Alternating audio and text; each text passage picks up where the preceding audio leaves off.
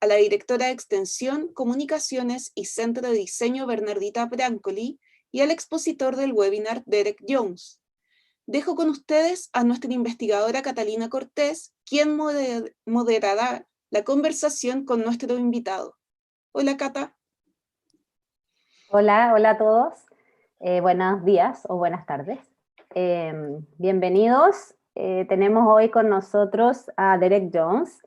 Derek es profesor titular de diseño en la Open University del Reino Unido y forma parte del Open University Design Group.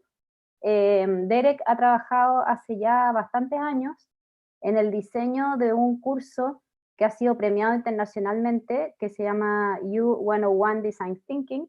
Es un curso de diseño a distancia que ofrece la Open University para todo tipo de personas, de las más diversas edades, locaciones y orígenes culturales, lo cual es muy interesante para nosotros. Derek trabajó con nosotros en una investigación junto al British Council hace algunos años atrás, y a partir de ese momento hemos tenido una relación colaborativa de trabajo, y es por eso también que hoy día está aquí con nosotros.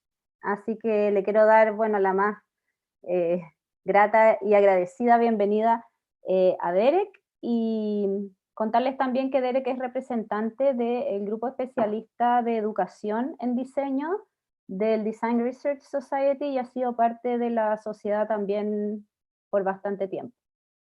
Así que muy agradecidos de contar con Derek y con todos los años de experiencia suya y de la Open University en enseñanza a distancia.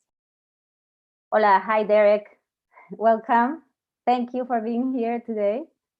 And yeah, we're all waiting to listen to your experiences. Cool. Thank you very much, Kata. Thanks for that introduction, and thank you very much for having me today.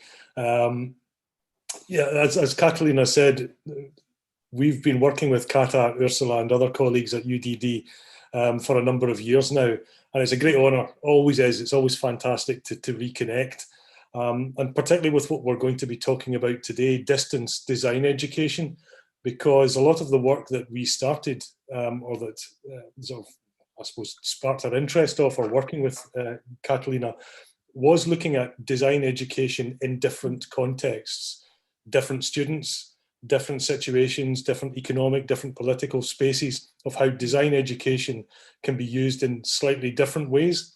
So I suppose I should maybe preface or introduce everything I'm about to say today using that kind of filter. We take a very different approach to design. It's a very general approach to design. It's based on design thinking. Nigel Cross was obviously a member of the design group at the Open University, and the courses that we developed way back in the 1970s were all based on those very early ideas of design thinking, and of thinking about education as something that's more of a social thing, something that's more about the development of the individual as part of a wider group, not necessarily about teaching specific design skills, you know, to be a graphic designer or to be an architect. It's more about developing the generic design thinking skills. So that's really the background to what I'm going to present today. So I hope it's of some interest to you. This presentation I'm going to sort of give today, please feel free to interrupt me at any point. I'll just share my screen so you can see the presentation first of all. So can everybody see that nicely full screen, creating distance design courses? Brilliant. So this is also part of work that we started to do to share with the wider community. When COVID-19 hit, a lot of colleagues had to very quickly change to moving to online, to distance learning sort of practices. As I say, we've been doing it at the Open University for a long, long time, for nearly 50 years actually. So we are almost expert at it. So we try to share with the rest of the community a lot of our expertise using this through the distance design education website. This guide is available free of charge to anybody who wants to use it. The resources on the website are also freely available. Please feel free to make use of them. But one of the interesting things that came out of this was the fact that we're just as bad, if you like, as every other design educator in terms of knowing what it is that we know. We hold this knowledge at a kind of implicit level, a tacit level. But when it actually comes to explaining it to other people, it can be quite a challenge to explain absolutely everything that you do. It's a challenge that's well recognised in design education research, and it's the same in distance design education.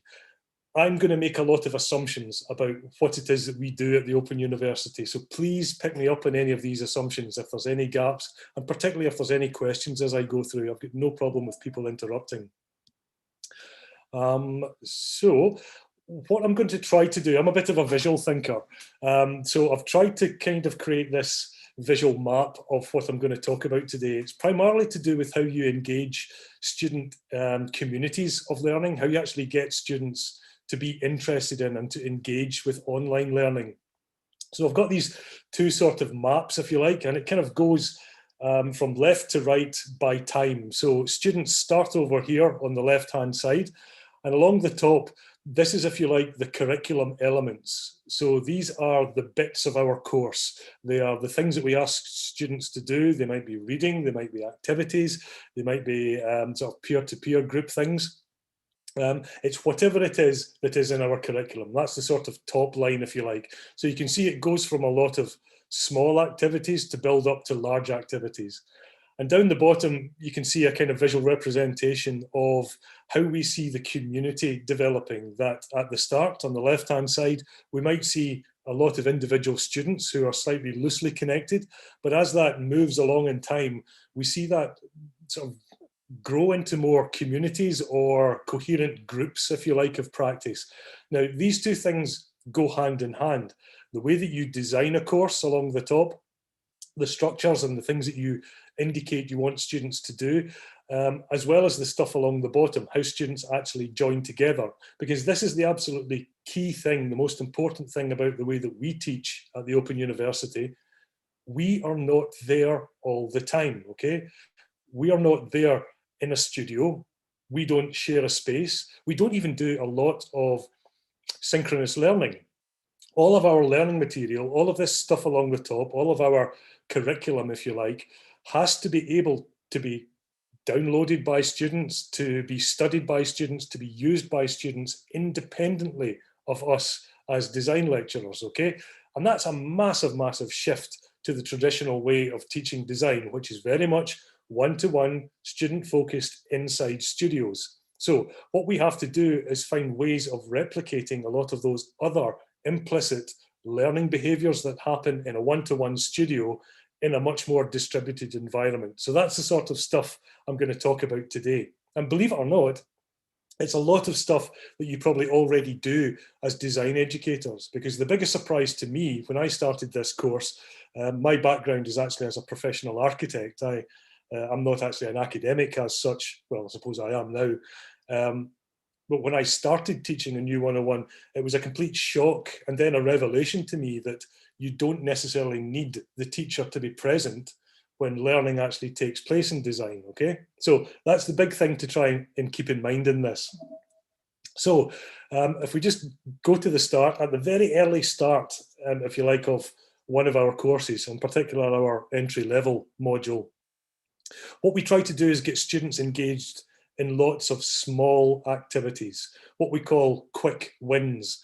So that will be really easy to understand activities that are going to be a little bit fun, a little bit playful, but also that they're not trivial. They're not just purely fun. There's actually some sort of meaning behind them.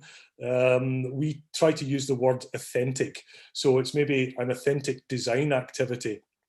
And it also has to have some kind of output, because what we're going to do is get our students to share what it is that they do with these activities with all the other students in the module. So there's no point in having, hundreds of precisely the same types of response. This type of activity doesn't work in mathematics, for example. If you're asking the question, what's 2 + 2? If you've got 500 students all saying the answer 4, it's not going to be very interesting. But if we give our students an activity where we know that there's going to be lots, in our case, hundreds and hundreds of different responses to it, then that's something that's actually quite valuable for students to look at. So we really need this sort of divergent output. And then finally, these types of engagement, they also have to have a bit of a reward, some kind of satisfaction. I'm a big computer games fan, and I've also started to learn a little bit about game design, and that notion of just having the right level of challenge versus reward is quite important in education, particularly in distance education, because, as I said before, we are not there. So I'm not in the studio to see a student when they're struggling. I'm not there to see a student when they clearly don't like an activity, or they would prefer to do something else, or they get motivated by something else. We need to cleverly design our activities such that when those moments happen, it's actually other students that recognise that, or we're helping our own students to recognise that for themselves. So we actually do put a lot of thought into our very early activities, because we're almost building up, what shall we say, behaviours or habits. We're constantly trying to do this building up thing. So as you can see along the top, these little activities moving from left to right, they build up, they get bigger, they build on one another, the particular, characteristics that we're wanting to draw out from our students as designers. Now, as I said, hand in hand with that has to go on the bottom here, this development of community. So right at the start for us, we might have a group of students. As I say, we have very large cohorts in U101. This year we've had for the first time just over 1,000 students in our first level module. So that's a big community. And what we're trying to do with that community is, first of all, get students to recognise that there are other students, first of all, that they're not just virtual, they're not just on their own, sitting in their own bedroom or their own space, that there are actually other students studying the same subject, going through the same experiences as them. And as soon as a student makes that recognition with another student, or that connection with another student, it's those kind of small social connections that we find are very important in these early activities to start to build on, to actually grow communities later on. So we are really looking for really quick social connections. The types of activity that we're looking for foster those social connections. And in particular, and this goes way back to very early work done in the 1960s and the 1970s around social learning mechanisms. So, I mean, just go right back to kindergarten, go back to the way that children learn by just doing something, then comparing that thing that they have done to other children. It's one of the simplest mechanisms of learning that humans actually have. So we try to build on that very early on in the module, simply because it's a natural instinct. It's a natural thing for people to do. And we want to do it in a, what shall we say, a non-challenging way. This isn't about comparing to work out who's better. It's actually comparing to see what's different or how other people have done things. So for example, in the early activities, we'll get a lot of students giving us feedback or saying that they were looking at other students' work to see if they are doing the right thing, to see if they had understood the activity correctly, or to just make sure that they weren't embarrassing themselves. There's a lot of social type or emotional type responses that students have in these very early social activities, and we find that that's very useful to inform, if you like, the social practice or the social grouping that builds up with students as it goes through. So we talk a lot about the coincidence, if you like, of connections with students. As soon as a student recognises that another student has done something similar to them, they might be drawn into a connection there. And then after that, they might also see other similarities, that maybe their context is similar, maybe their situation is similar, maybe their backgrounds are similar. These sorts of other connections are really important. And we spend a lot of time trying to get students to do these simple things, not by telling them to do them, but to allowing them the opportunities to do them, because that's exactly the sort of thing that happens naturally in a physical studio setting. So I know that as teachers, your first instinct is to teach, is to write a lot of content, is to do a lot of stuff, and to get students to do a lot of stuff. But what we've found from our research is that by getting them to do small stuff and then leaving a lot of space for them to just explore, to use curiosity, to use social comparison, to use all of these kind of human characteristics in the presence of other students, and we do this in a virtual design studio, to do that is far more important than you just being there as a teacher, okay? This is the classic example of what has now become called the flipped classroom. This for us is a flipped curriculum. It's our normal curriculum. Instead of us standing teaching all the time, we are getting our students to learn. We're getting them to learn through social mechanisms and other mechanisms, okay? So think of this as step one. This is, if you like, the very first week or the very first moments of one of our courses. Lots of little activities that we try to, what shall we say, use as a catalyst, as a spark for social engagement. The next stage is trying to build that up. So again, what we're trying to then do is build on the smaller activities, put these little activities together and make them more meaningful activities. So it might be small skills development. It might be the idea, to me, this is actually the hard bit. It's the difference between, well, how can I put this politely? I suppose what we would consider design thinking to be, as opposed to what maybe some businesses sell design thinking as. It's the difference between just writing something on a post-it note and being a designer and actually taking that thing and turning it into something else. For me, the designerly act is actually taking an idea and actually, you know, working on it and developing it into something else. So, and this to me is this is the turning point, one of the key turning points. It's taking these smaller activities and building them into something that are actually a little bit more valuable. Now, again, the key thing is, if I'm not there as the expert, as the person who knows that this is what I'm doing, how do we actually get students to adopt these behaviours?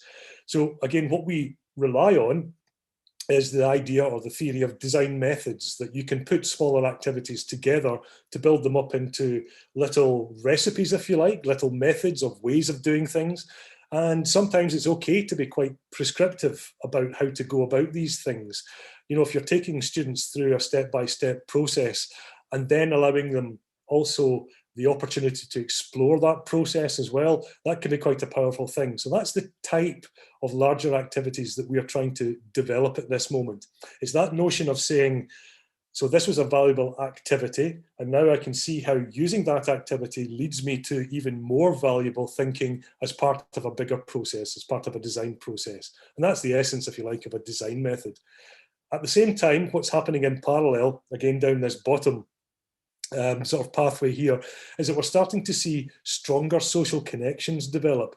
We're actually getting active reinforcements of networks. We're seeing students deliberately share things, deliberately expose their ideas to others' work, and also to start to ask questions. Now, the early type of question that we would see, or the early type of response that we would see, will be very much what we would call social affirmation type responses. So that's kind of, oh, I really like your work, that's really good. It's all these kind of things that you might say, not to appear hostile, not to appear critical, but to kind of introduce yourself.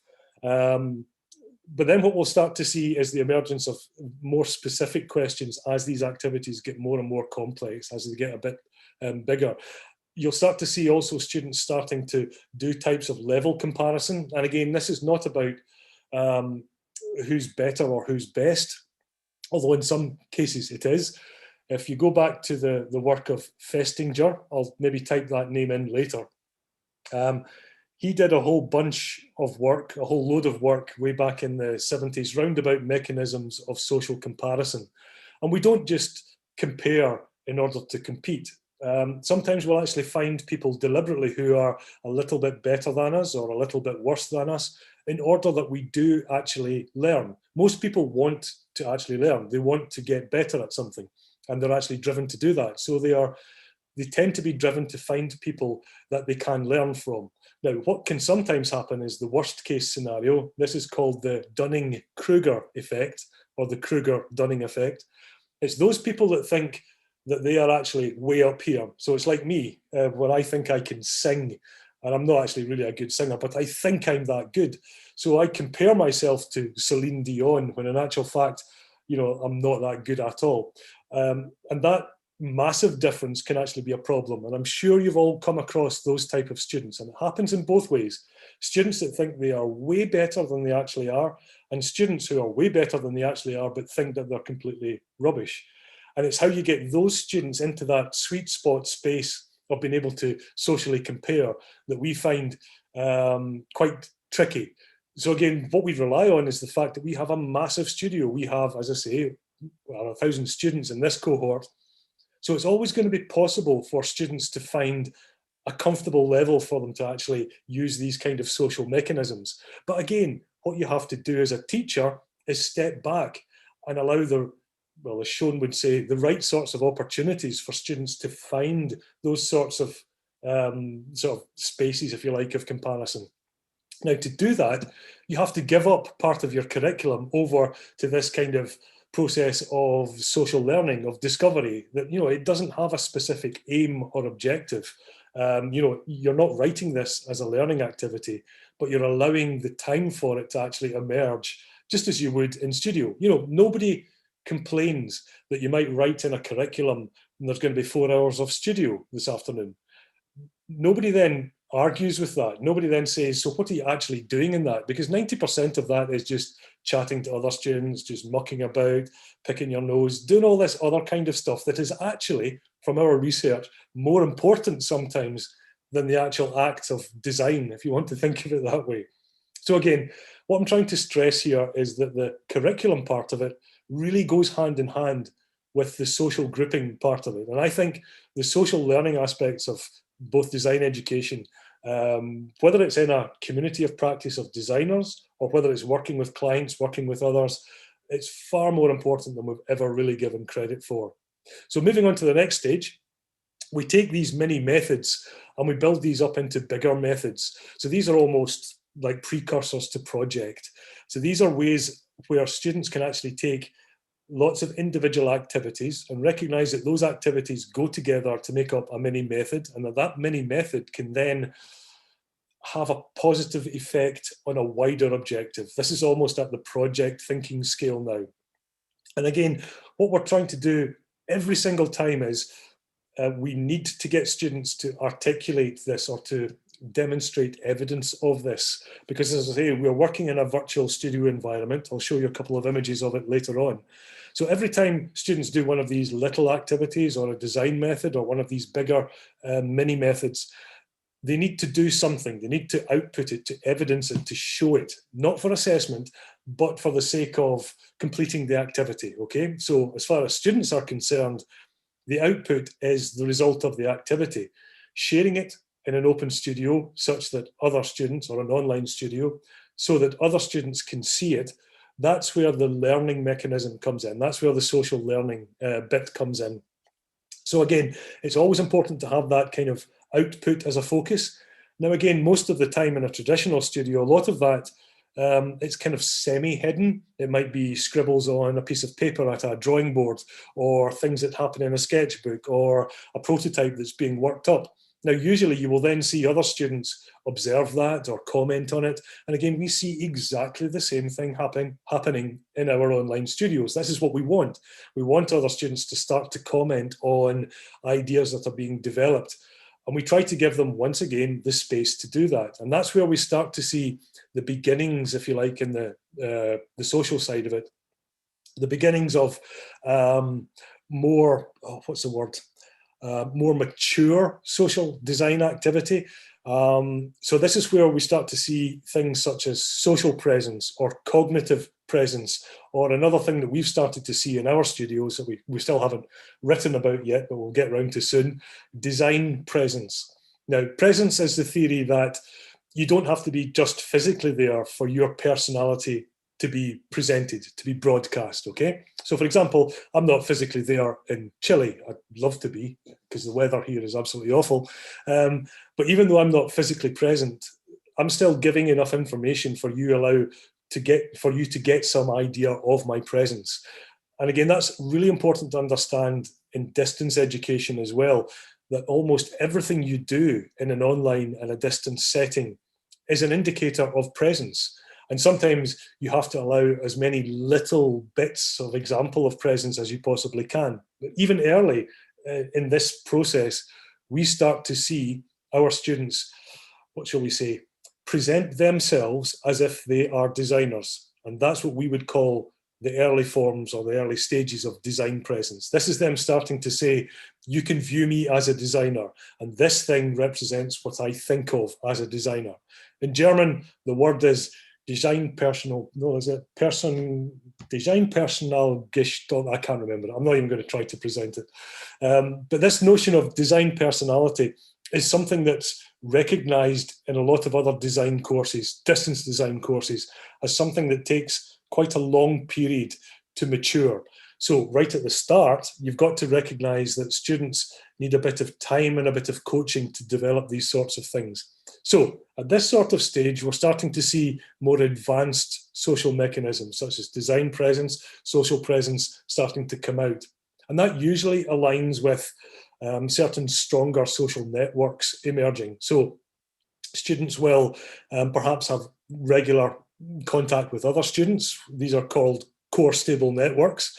And this is basically you finding your own clique, your own subgroup. Again, exactly the same thing happens in a physical studio.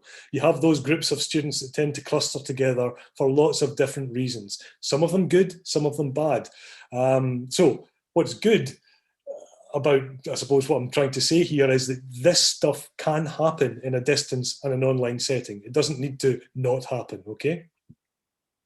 Moving into the kind of fourth phase, and this is where we're now really trying to get our students to convert to becoming designers in some way, where they're taking an entire mini project, even if it is just a tiny, tiny project, but to take something from start to completion. And we get students to do this very, very early. We get them to design a whole t-shirt, and not just design, but to make a whole t-shirt. Not because at the end of this, they're going to be t-shirt designers. Absolutely not.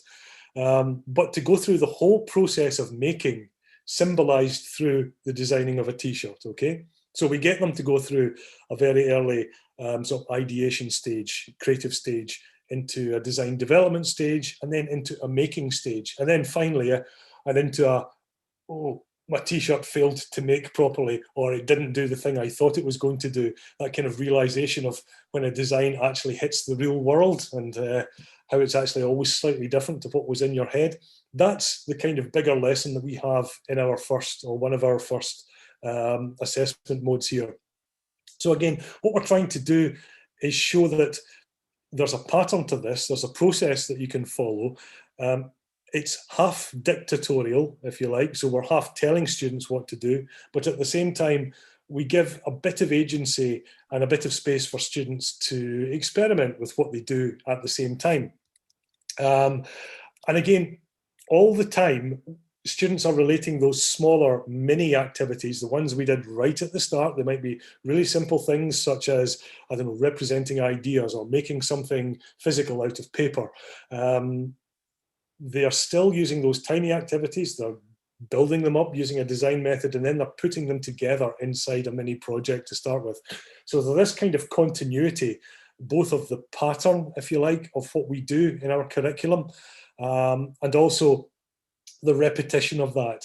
And also, I'm hoping you can see from this kind of top diagram as well, that there is a kind of a rhythm to it.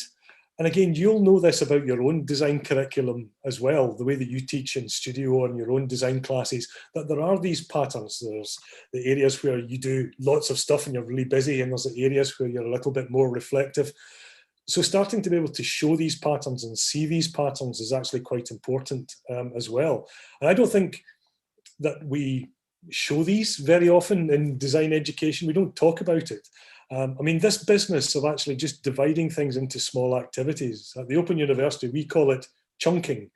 I've no idea what the Spanish word for chunking might be, dividing something up into little bits. And it's a way of conveying something to people online in a really compact and small fashion. But then the key to it is then saying that that's not just something that happens on its own. It's actually part of a much bigger picture and can be joined together. And that's something that we've been doing for decades and decades without even realizing that that's what we do. So I think almost communicating this to students a little bit more wouldn't be a bad thing, giving students these sorts of maps. Now, the other thing that goes hand in hand with this building up of the bigger project is the idea, well, the development, if you like, of the community. So at this stage, we're starting to really see the reinforcement of some of these social networks. And also we start to see another couple of mechanisms, particularly when it comes to getting feedback on the projects. And again, what we stress is not just the project itself, not just the output, not just the thing, but also the process that students have been through. And students listening in or seeing this process, again, through the virtual studio, this process of listening in is one of the most important learning characteristics in traditional studios, just as it is in an online studio. But once again, it's one of those things that traditionally we haven't really given much attention to. We haven't really given it enough priority, shall we say. But it turns out that from all the research that we've done, that this notion of listening in, our equivalent of it in our distance and online studios, is students just looking at other students' work and feedback. That's the single strongest correlation to student success, because it works on so many different levels. It shows engagement with not just what you've done, but with what other people are doing. And that suggests an understanding of some dimension of social creativity, but it also shows persistency. So it's how you persist, if you like, as a distance student in order to get to your ultimate goal. So by this stage, what we're starting to see is a lot of students actually really getting into that habit of viewing the studio as something that's very useful, as something that they could actually make part of their practice. And everything I've described so far, apart from doing it online, apart from the differences in the technology, the differences in the mode, everything else I've described is just stuff that happens in a normal studio. There's no difference, except that you've got to pay attention to the difference in the detail, the way that you present the activities, the way that you control them, or that you give them to students, or that you allow students to experience them. But the underlying learning mechanism, the social learning, the development of your design personality, your presence, your expertise, your connoisseurship as a designer, all of that is exactly the same. The subtlety on the difference is in the detail of how we actually do that. And I guess what I'm trying to get across today is that looking at your curriculum and making your curriculum align with how it works at a social and a community level is really, really critical to this, okay? So I'm just going to end with a couple of really, really quick examples. So this goes right back to the start, right back to the left-hand side of that diagram, some of the very early activities. And my apologies to everybody who's already seen this in Santiago. I know that I've shown you this before. I just realized actually when I finished the presentation that I've shown this particular activity before, but it is quite funny, so I'll do it anyway. This is one of our early sort of getting sort of started activities. It's make a banana from masking tape and share a picture of it. And I'm sorry, but I haven't animated in this PDF the virtual design studio that we use, that you can see at the bottom of this slide. Sorry, was somebody wanting to ask a question there? No, okay, cool. So basically our virtual design studio, open design studio, think of it kind of like Pinterest for education. It's basically a visual-based sort of sharing system. So basically this is one of our early activities, and it's one of several different activities that we get students to do in the first days and week, if you like, of the module. And again, this picture highlights the range of response that we get. And this is precisely why it works for us. And it's partly because we do have a large student cohort, a lot of students doing this activity. So it means that students get exposed to a lot of different ideas. And immediately we get a lot of students, you know, doing that kind of comparison thing. And it's not just comparing, well, whose banana is best. It's comparing, well, what were the instructions about? What did they want us to do? Can we use props? Can we use other things? What's the brief? What's the parameters of what we do?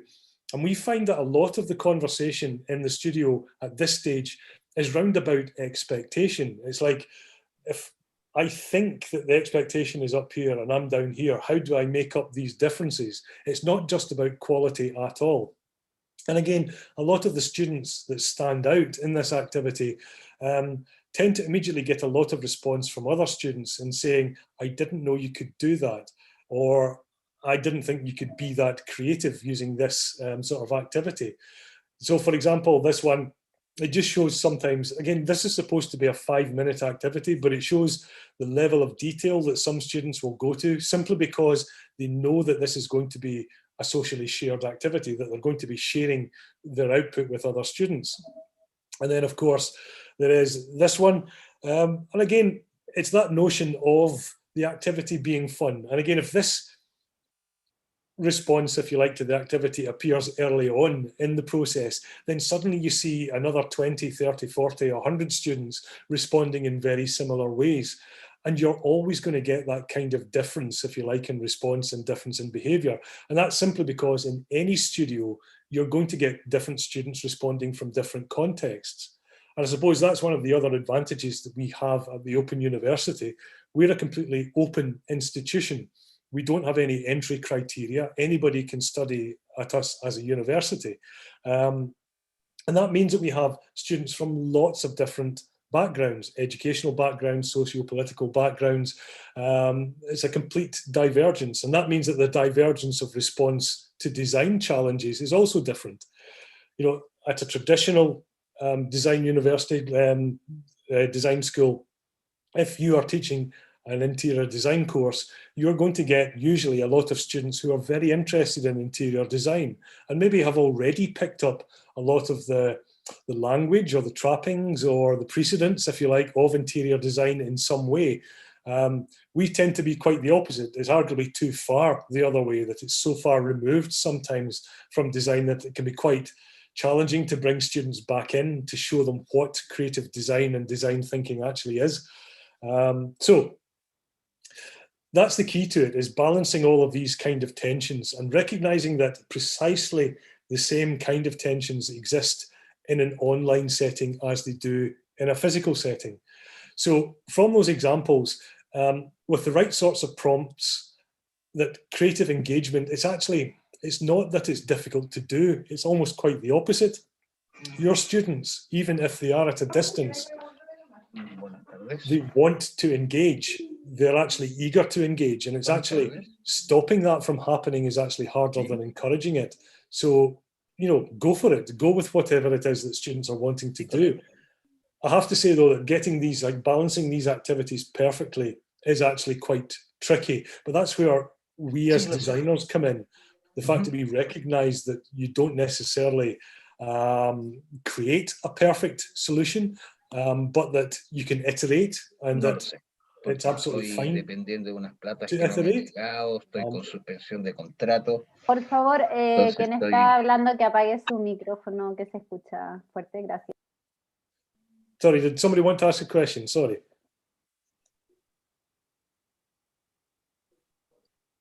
No? No question? Okay. No question there. Someone was answering the phone. Don't okay, worry. no, that's good. Sorry, that's fine. And then again, I suppose these other kind of like mechanisms like social comparison, all of the kind of really human mechanisms that I've tried to sort of describe today, these are really natural responses that most people have. So make good use of them. I mean, that banana activity, just as a kind of trivial example, it's almost impossible to suppress the creative output that students have from that. It's almost like free learning. And again, this is what's been so interesting about what's happened as a result of COVID and the crisis that's happened globally. The number of design educators that have started to share all of these types of activities, these little activities that engage students, that make students curious, that draw students in to want to learn, to want to do design, has been absolutely incredible. So there are thousands of these types of activities that you can actually make use of. But key to it is, I suppose it's kind of like getting our students to move from just coming up with ideas to actually developing ideas as designers. It's the same for us as design educators, not just coming up with a good idea for an activity, but turning that activity into something that's meaningful as a learning experience that's going to contribute to you learning or becoming a designer. That's the slightly trickier part for us, okay? So these are the last three lessons that I would leave with you. The first one is the hardest one, because no matter how many times I say this to colleagues, it's still difficult. It's still hard for me. As a teacher, you want to teach, you want to talk, you want to go to a student and show them how to do something. But 9 times out of 10, not doing that, just letting them make their own mistakes, giving them the right sorts of opportunities, as I say, as Sean said, giving them the right sorts of opportunities to learn is a far better mechanism. And again, we do this in the studio. Learning doesn't happen, no matter what researchers say. They're not telling the truth about this, I swear to God. It doesn't happen in a one-to-one crit. A little bit of learning takes place there, but the consolidation of that learning, the experience of that learning takes place when the student actually builds on that feedback, acts on that feedback, creates the next design iteration, okay? And that's not because of your design teaching, that's because of the students learning in response to your teaching. It has to be both of these things, okay? The second one is to really use these kind of natural learning behaviors, particularly the peer-to-peer stuff. Students are so good at finding their own networks. 9 times out of 10, they find them despite our teaching. And again, you've never been in a design studio yet where there hasn't been an informal social network behind your back, okay? I promise you that. There always is. And that's to be encouraged. It's a good thing. And then finally, this is the other thing. I have deliberately not presented. In fact, I was actually quite bad. I didn't even show you any screenshots at all. I have not presented the technology that we use because it's not about the technology. You can do this using Facebook. You can do this using Pinterest. You can do this using a WordPress or an open source sharing platform. It doesn't matter. The principle behind it is your curriculum design, the activity design, and then understanding how that comes to life through social learning mechanisms, individual motivation, all that good stuff that you already do in a normal traditional studio, okay? So that'll be my final 3 lessons. Yeah, I was going to give you this homework. I'll put a link in the text box to where these slides are. I won't make you do this just now. It'll be all right. So we'll go back to the bananas. In fact, I think I'll maybe just end the presentation there, stop sharing the screen there, and open it up to any questions. Hi, Derek. Thank you. Thank you very much for your presentation. It makes, for me, makes lots of sense for what we've been experiencing this semester or this year. It started all of a sudden, so we didn't have a plan. So in that sense, I believe many of my colleagues also had to just jump into it with all of their past experiences and resources. So there are some questions. For example, Catalina Seguel is asking, how do you keep students from dropping out? I mean, comparison can lead to frustration. Do they give up and leave the course at one point? How do you manage dropping out students? Yeah, no, absolutely. That's a really good question, because dropout rates are a massive issue, particularly at a distance. Sorry, I'll post a link to the distance design education thing once again, because there is actually, there's a lot of material in there that talks about the different mechanisms for why it is that students drop out at a distance. And they are very different to usually approximate setting. But to answer your specific question, it's tricky. What we rely on is that we have a very large cohort. And as I say, we see a lot of the time that students try to find another student that they can actually compare themselves to. So for example, if you're in a group or a room of students, most people don't tend to compare themselves to the best person in the room, except, as I say, for the people who shouldn't be doing that. You're going to try to find somebody who's a little bit worse than you or a little bit better than you. It's kind of like the people that you stand beside in a wedding photograph to make yourself look look slightly better. So what we find is, because we've got such a large cohort, is that students tend to find those students that they prefer to compare themselves to. And we then try to break that in other ways.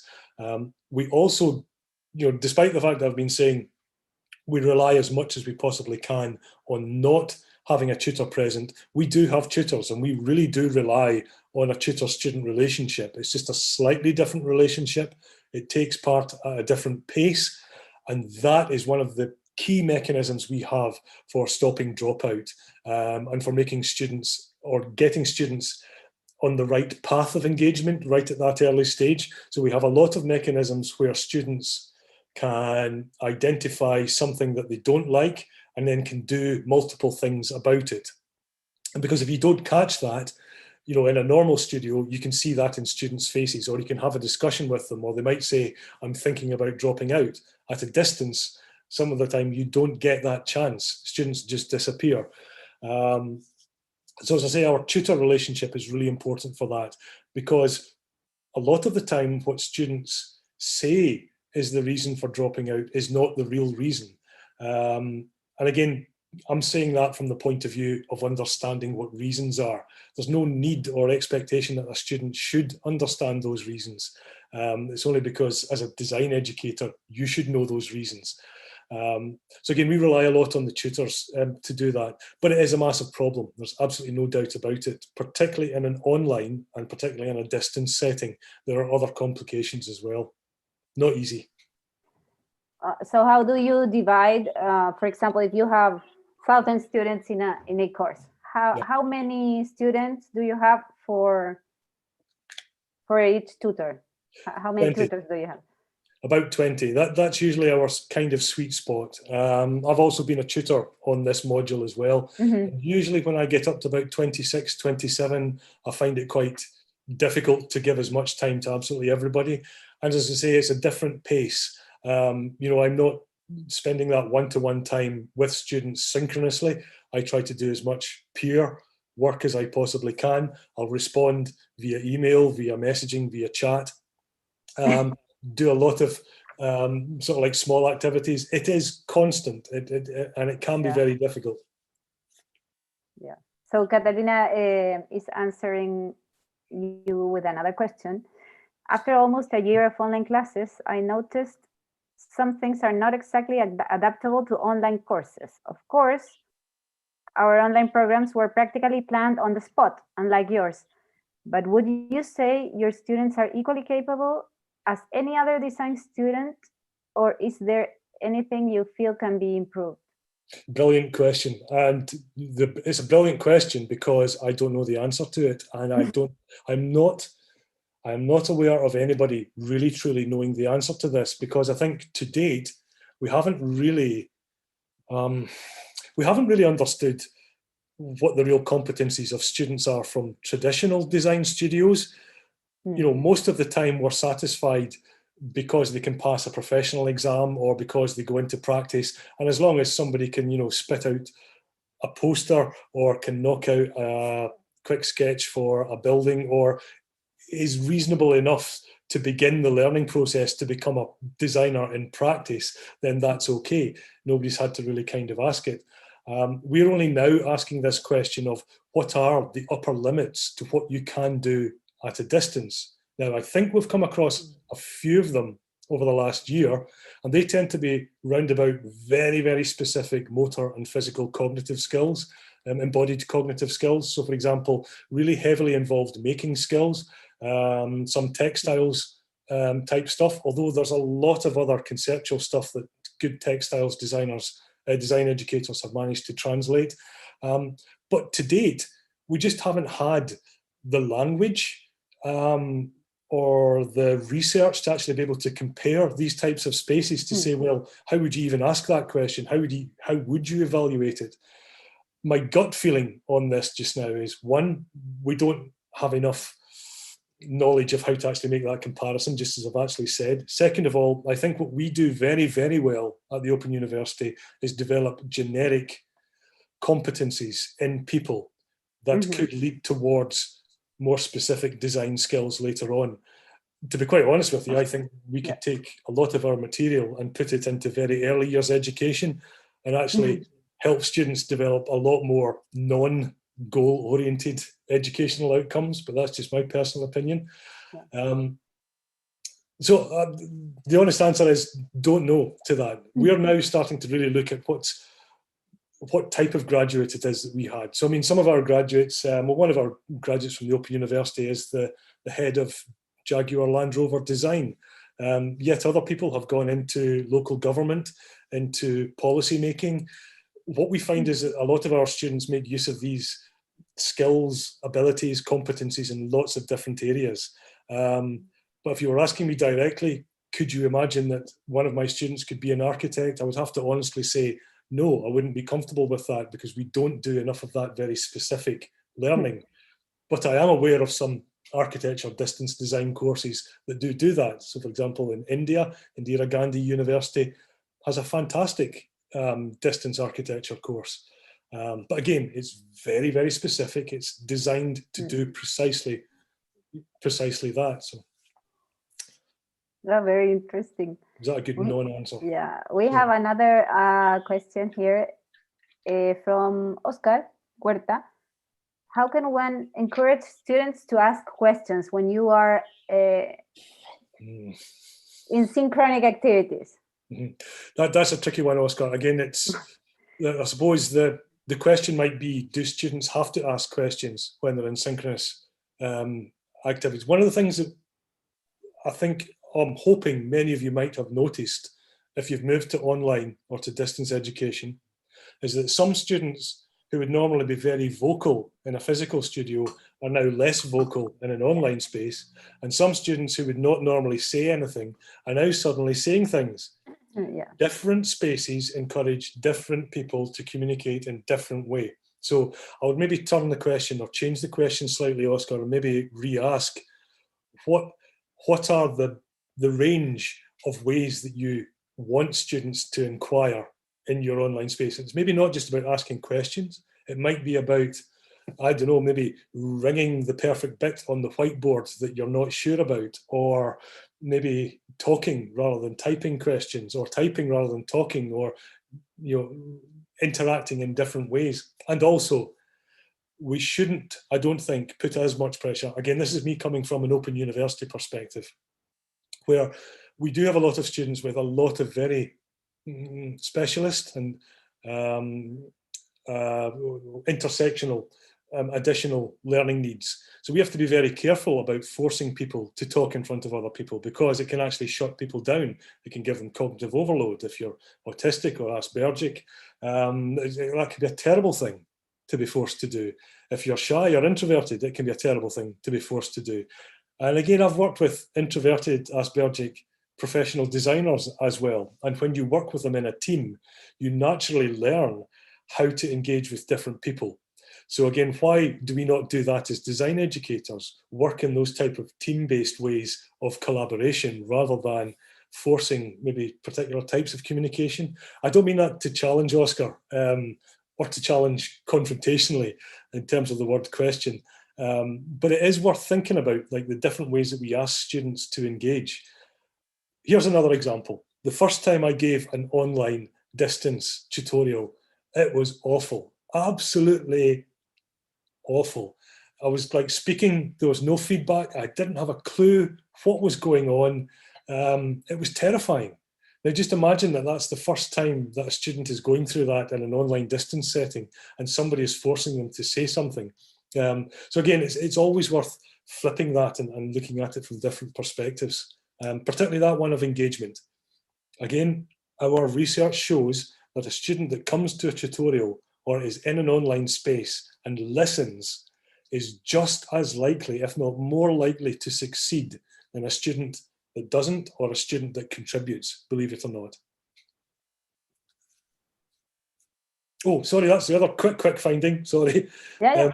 That students, basically, if you just don't put pressure on students to contribute and they regularly listen, we find that the conversion rate from listening to then speaking at some later point is, there's a very strong correlation between those two things.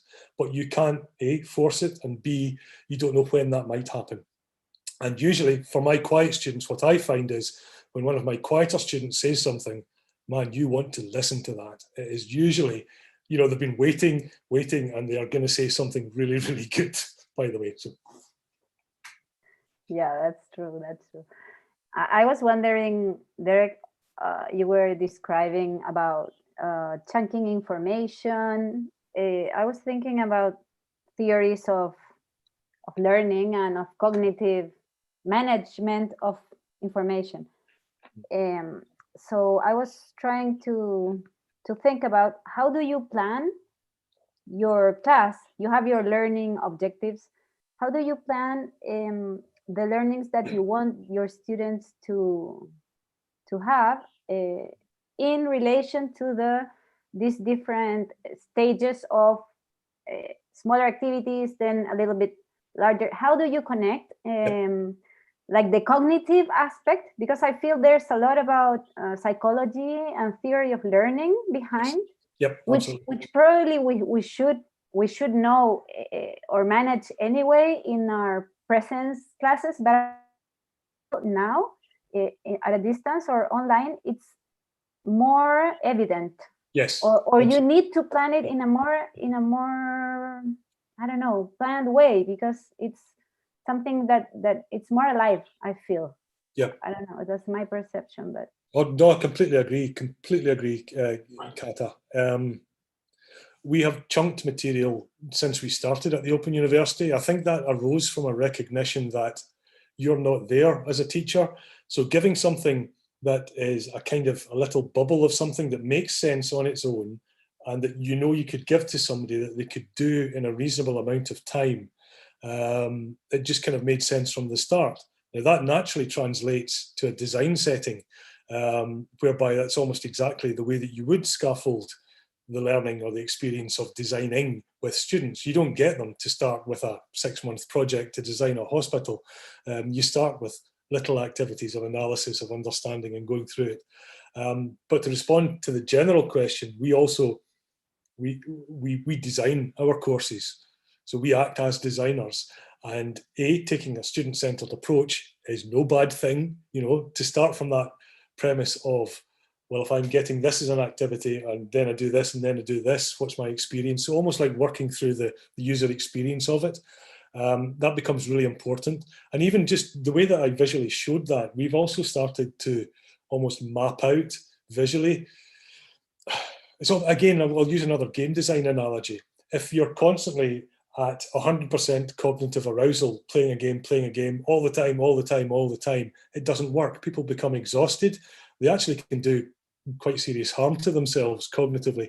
So what you need is, you need the game to ramp up and then down, up and then down, up and then down. So all of these things do come into play. Now I'm talking about this very naturally, very heuristically, because I don't know that people really sort of explore this properly. I mean, there is some cognitive learning theory around that, Kata, but there's nothing that specifically says, you know, exactly 5 minutes of this is good.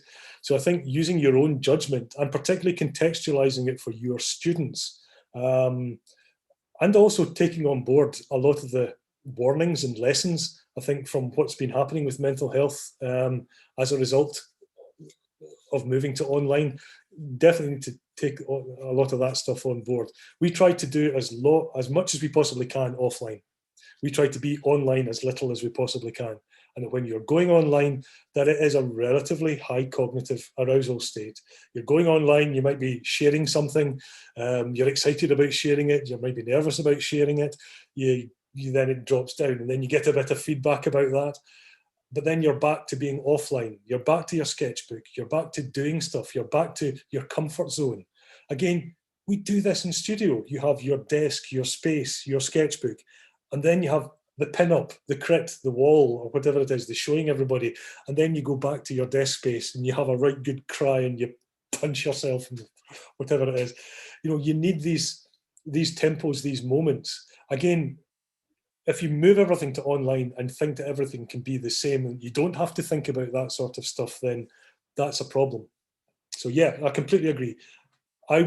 My gut feeling would be, in response to that, Kata, would be be a human about it, be a designer and be a human about it, and design for the humans that are going to be experiencing what it is that you're giving them and making them do. Yeah, thank you. Yeah, thank you very much. That was a bit boring, wasn't it? ¿Alguien más tiene preguntas?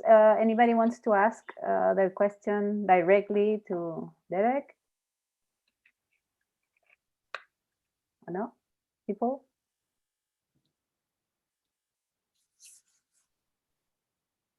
¿No? Están todos muy muditos. Yo no sé si están escuchando o no, pero ¿alguien más tiene alguna pregunta?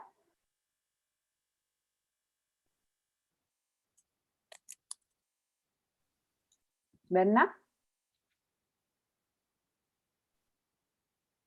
¿No? ¿Dani?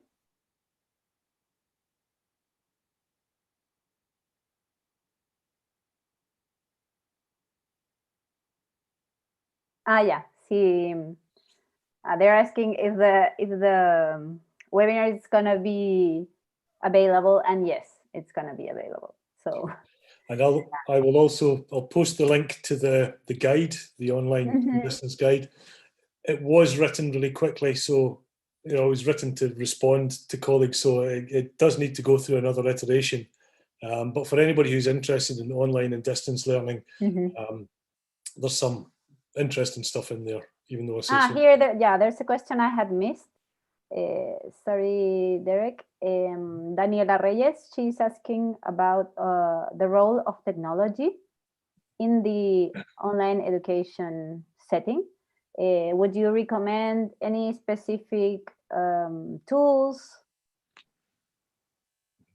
to use or types of interactions using technology?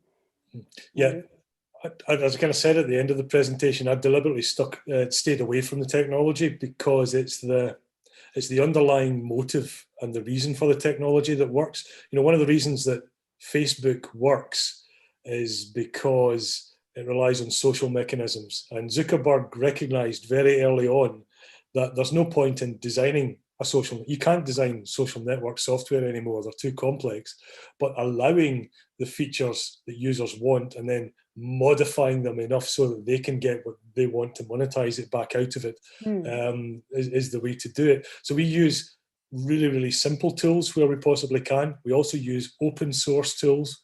So our main platform is Moodle, which I believe is still open source.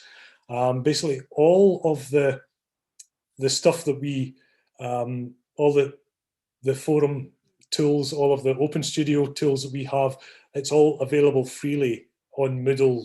Is it Moodle Connect, I think, is the sharing repository. So basically anybody can use them at all. But as I say, I would think very quickly of what's the closest analogy to something. So for example, when we designed Open Studio, as I say, Pinterest was one of the design precedents that we used. So think about the kind of underlying purpose, if you like, of the software first, and then think about the technical solution after.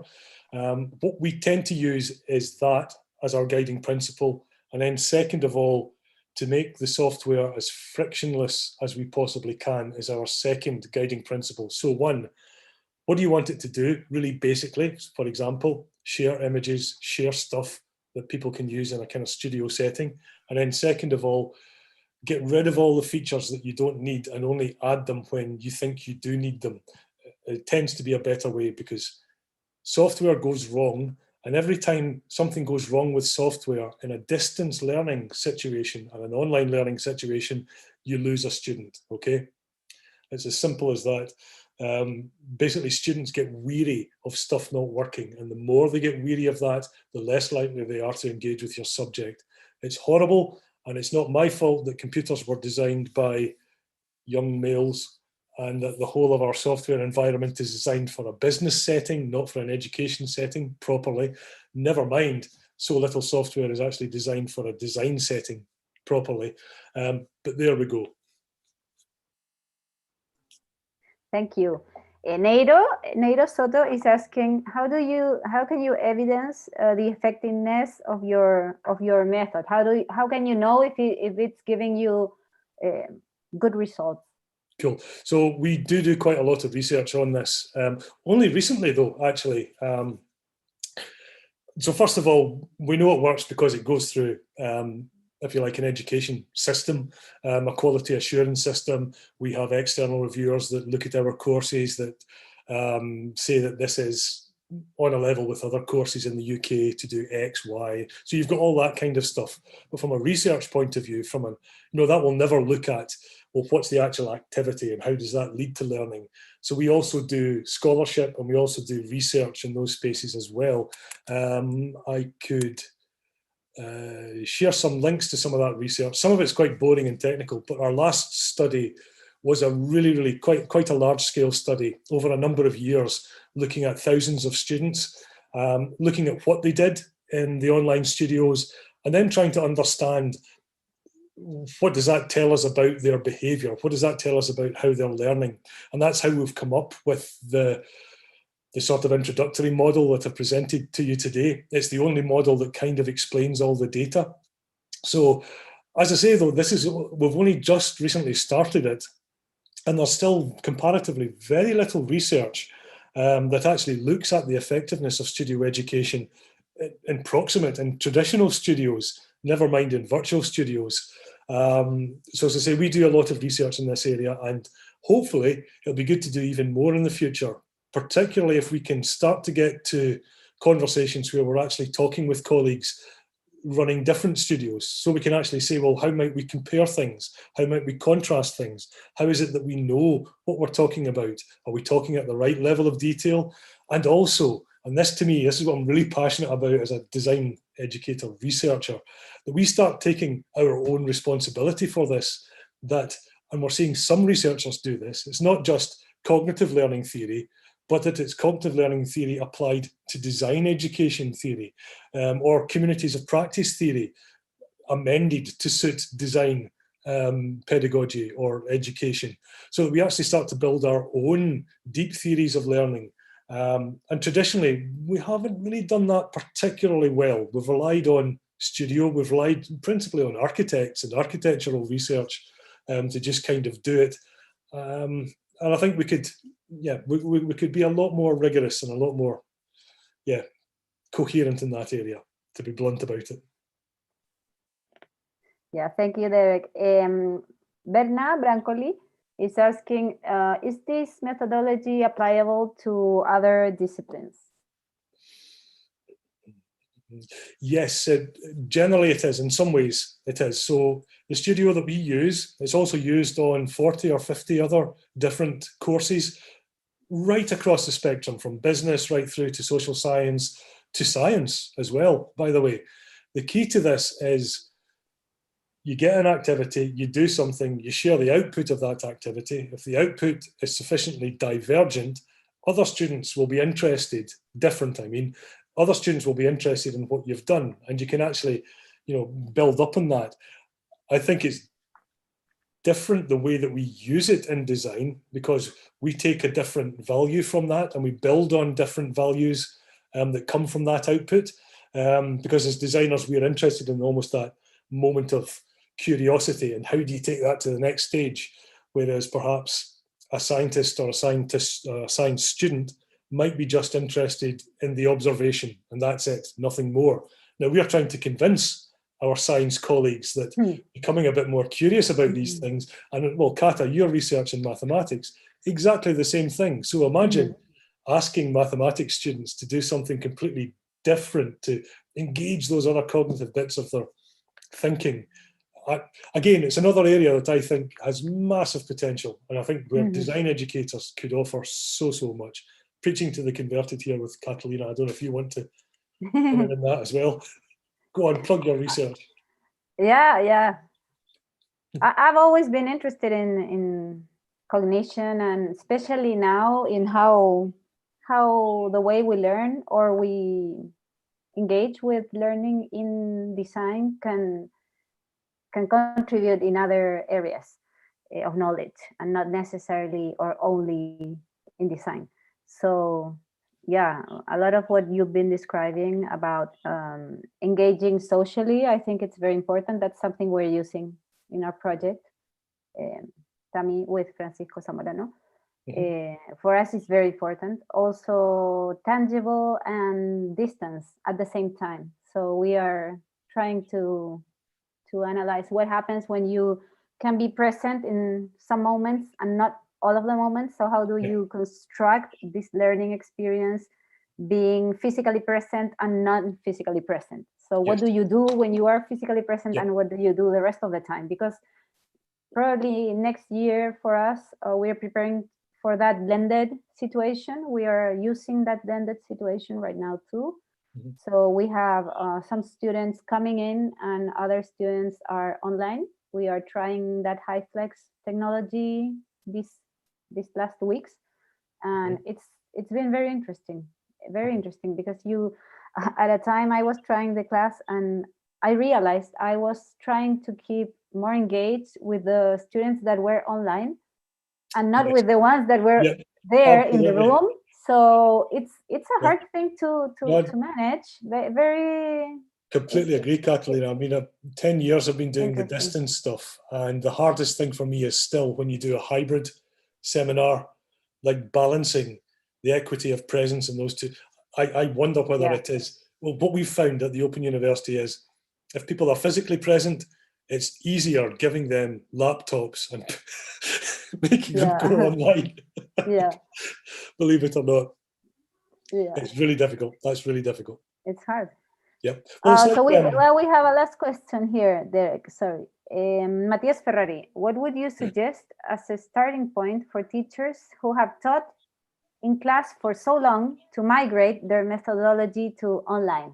A very good question, Matias. Good question, and that's definitely, it's right at the start of that guide that I put the link in, because there's a series of, what shall we say, biases and prejudices that we come with, and beliefs about how people learn, how they're best taught.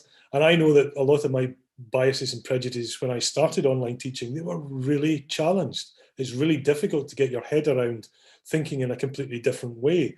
And that's one of the problems with almost comparing online to physical education just now, is we're not really comparing like for like, we're comparing an emergency situation. A lot of teachers have been forced to go online. So it's a good question in terms of sort of being right at the start. So again, I would encourage you, I know it's shameless self-promotion. I'm so sorry about this. I don't usually like to do this at all. But in that guide, there are a series of things to almost check your kind of biases, and maybe a whole bunch of stuff that you've maybe never thought about that happen in an online setting, in a distance setting. And that's to do with, for example, retention, the way that students perceive the difference between physical learning or proximate learning and distance learning. So I would encourage you to have a look at those. For me, the big one is the hardest one, is to stop seeing yourself as the center of the universe, as the most important thing to students' learning, and to understand that your position is to instigate their learning, not to make sure that it happens. You're a teacher, and teaching isn't the same as learning. These two things need to happen in parallel, and that is so difficult to let go.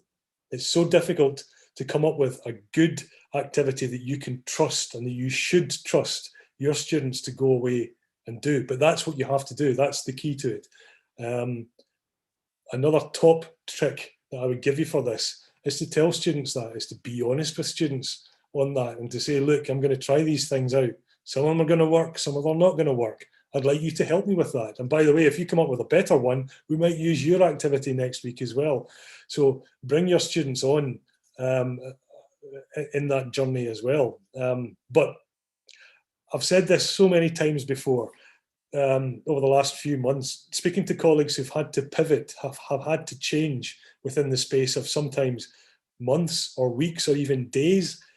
It's a ridiculous thing to expect that you're going to be able to do this perfectly from the start. Even now, you know, what, 9 months on, since most countries moved into lockdown, or year on, we spend millions of pounds on one of our courses. Millions. We put so much effort into doing that. We employ tens of thousands of people to do what it is that we do.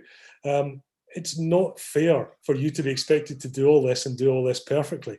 But it's okay for you to do it imperfectly. It's okay for you to do this as a designer and to say, I'm going to try, and to bring your students on with that and to be honest with it too. So, you know, forgive yourself as well. And once you relax a little bit into that, that can be a little bit more forgiving. Hard to do, really hard. Derek, So, it is so great to talk to you. It's always very interesting. Everybody's giving you thanks. They're saying it has been Ursula saying it's been very interesting and useful.